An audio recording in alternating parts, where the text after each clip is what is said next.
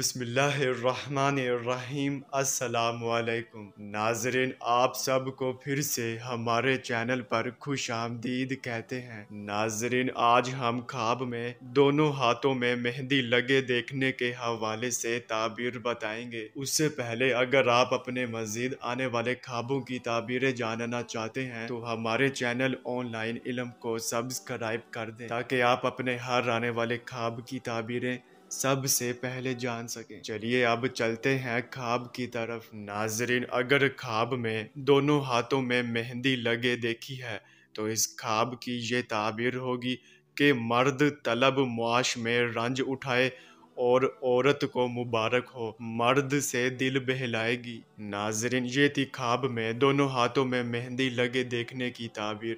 चलिए अब चलते हैं, इंशाल्लाह फिर मुलाकात होगी। तब तक के लिए अल्लाह हाफिज।